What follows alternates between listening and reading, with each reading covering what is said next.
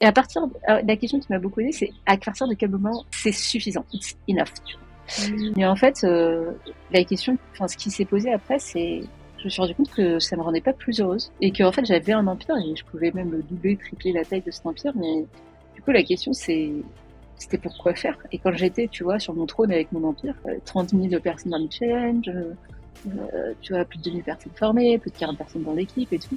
Et en fait, c'est marrant, mais j'avais cet empire, mais en fait, je suis pas forcément plus heureuse drastiquement. Est-ce que les questions que je me suis posées, c'est comment je suis arrivée à construire une vie qui me rend si malheureuse, alors qu'à la base, c'était quand même la perspective, il fallait quand même améliorer cette vie, tu vois. Le premier, c'est pourquoi vouloir construire un empire? Pour plus loin quoi?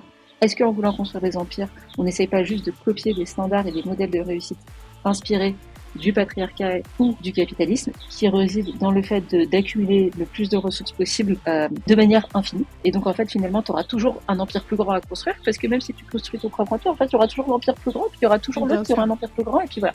Donc en fait il y a toujours la étape d'après. Et à partir de, la question qui m'a beaucoup aidée, c'est à partir de quel moment c'est suffisant, it's enough. Tu vois. Voilà, Mmh. ça c'est les questions qui sont arrivées quand moi j'ai eu le sentiment de trôner sur mon propre empire. Et ce que je peux partager du coup comme mantra qui me suit par rapport à ça, c'est quoi un empire selon Nina? Ou reformuler, c'est quoi mon empire intérieur? C'est quoi la carte de mon empire intérieur? Et c'est quoi les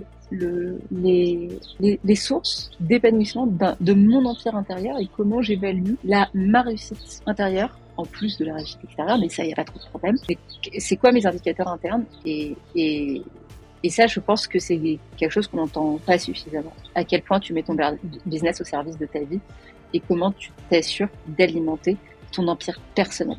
Et Ouais. par empire personnel, j'entends. Alors, ce que ça représente un empire personnel pour moi, c'est ne faire aucune tâche domestique, pouvoir faire regarder mon enfant parce que la nounou. Et en fait, du coup, ça, c'est des aspects très financiers, mais il y a aussi toute la dimension créative dans ma vie. En fait, tu vois, c'est qu'est-ce qui vient de nourrir cet Ouais. empire pour Nina. Et du coup, jamais perdre de vue cette question-là, parce que sinon, en fait, c'est tu vois, je pense que toutes les guerres nous l'ont prouvé. Mmh. Si tu essaies toujours de t'expandre, en fait, tu finis par, je pense, par t'épuiser, quoi.